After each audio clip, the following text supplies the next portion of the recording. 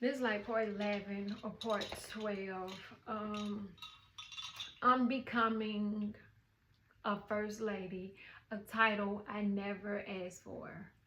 Um, so I had just ended it with him, and we had stopped talking, and he was sending messages like, I love you. And I was like, no, you don't. You don't even know what love is. How could you love me? And he was like, you just so stupid that you can't even see you got a good thing right here in front of you. You want to ruin it. You want to self-sabotage it.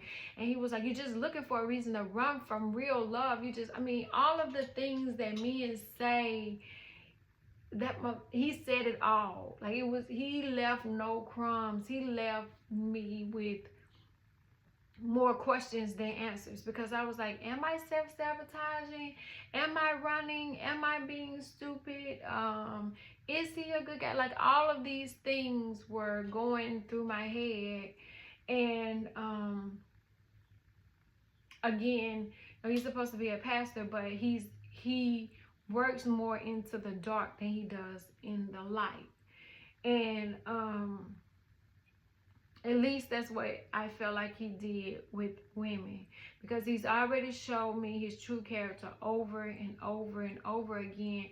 But then he'll wake up, with, like the Ike and Tina, with a present, with some money, with, you know, a promise, never to do it again. And there was an incident where I was going to a Fantasia concert. My sister was like, man, I haven't seen you smile in a while. You haven't been in a good mood. I know you've been going through it with your daughter, and then you ain't telling me everything you're going through with this man, but I know you love you some Fantasia. We're going to see Fantasia. And I had went to Nas concert first, and we met in the parking lot. It was, casual. It wasn't, he and I, we talked, and it was really casual. And he said, my phone was dying. So he was like, let me just take you around the Walgreens and get you a charger or whatever. You charge it up. And so he was like, I'm not in the penthouse anymore, but park over there. Give them, my name or whatever, and you can park over there. So I did that. I went to the concert. But when I met him in the parking lot, my legs got bruised. And I said, the dress I had on at the Nas concert, you couldn't see the bruises. And by the time it was time to go to Fantasia concert, I was like, what can I wear that you still won't be able to see the bruises? And he was real nonchalant about the bruises. He was like, if anybody looking at your legs that far, then, they don't got no business. You don't got no business wearing that. They shouldn't be able to see, it was on my thighs. They shouldn't be able to see that. And, at the Fantasia concert, he was like, let me see what you wearing. And so I sent a picture. I think it was a picture me and my sister took. He was like, oh, that's what you had on? He was like, I wouldn't have wore them shoes with it. Like, every outfit, or every, when I know I look good, he would find something to point out. Or it would be like, don't you think you need to get you another silk press, another blowout? I know it don't last that long, but I think you look better with straight hair. Like, it was no pleasing this man. It was none.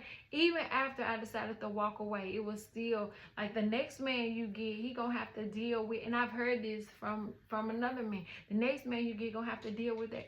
So at this point, I always say, this is how the fuck I wake up. You know what I'm saying? I wake up, I'm natural, so I wake up, hair may be all over my head and in the afro. Oh, there's no lashes, there's no makeup, because I don't wear makeup. This is how I wake up. If you don't like the natural look, then I suggest you maybe find somebody that's, into the straight hair and into, the acrylics and all of that wants to be, a trophy wife. I don't want to be a trophy wife. I want to be a partner. And he didn't see me as his equal, but what he kept trying to do was, I remember when I showed up one week, we had planned to spend together, and I just had on like a wife beater, some shorts, some heels. I looked good as fuck. And when I got to his place, one of his friends were there. Now, mind you, he wants me to look good, but he doesn't want people to look at me.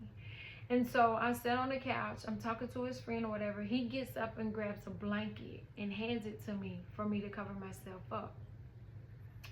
And they're talking or whatever. So I decide to excuse myself and just go out on the balcony. And, you know, I'm out on the balcony. I'm chilling or whatever. People watching, something that I love to do. And then he comes and he was like, hey, I want you to read my book. And I'm reading it or whatever, and it's a lie. Like, he's talking about how good his father was, and you know, the good times he had, which I know, you know, like every mother daughter, father son relationship, you know, has a little bit of back and forth, a little toxic. But he was basically lying. And then he asked me about it, and I was like, oh, it's nice, it's good. And then he wanted to know how could I help him improve it and stuff. So he's trying to get information out of me for free about how to write his book. And so his friend, he said his friend leaves, so you know, we could chill now.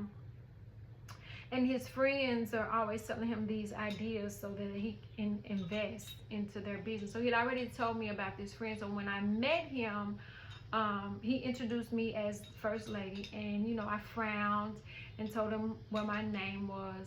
And the friend said he was leaving, so we sat on the couch, started watching the movie. The friend kind of lingered around, waiting to see if we were going to talk about him when he left. And that's one of the things he said. He made it seem like he left, but then he hung around to see if I was going to say anything about him to you. And I wasn't on that shit. I'm on, it's almost time to eat. What we finna eat? And so you know, we sat and watched TV for a minute, and then, you know, I got tired, and so I laid across the bed, and I tried to take a little nap, but I woke up realizing, you know, I hadn't talked to the kids, you know, I didn't know where everybody was at. And he would look at me and roll my eyes. He was like, that's your problem. You let those kids run your life. You let those kids make you not be able to relax and enjoy good things. He said, excuse me, why would I ever take you out of town when you can't even enjoy yourself here alone with me? I'm not wasting any money taking you out of town, and you won't be able to relax and enjoy yourself because of those kids. Now, mind you, he doesn't have any biological kids, and he has bonded with my baby girl in a way that was the cutest father-daughter relationship you would ever want to see. And so, you know, I get up, and I was like, well, let's just go eat. And we go eat. And he goes to a restaurant downtown. He said, what you want? I said, I want to go to a place that has those really nice milkshakes with all this stuff on them. I want to go there. So it takes about 5 minutes. He finds a place and was like, come on, let's go. So I get up and we start, you know, we get in the car. He opens the door out of the apartment. He holds the door to let me out at the elevator, and then as we're walking out to the parking garage, he opens that door. We get to his car. He opens that door. I have not touched a door handle the whole time we've been together. There was no touching of the door handle. And it's crazy because my youngest will be like, I don't want him opening the door for me. I don't need nobody opening the door for me. I can open my own door. And I was like, well, you open your own door, baby. That's you. But right now I'm in this phase where open the door for me should be, that's bare minimum. I shouldn't even have to ask. It should be no question. Open this motherfucking door.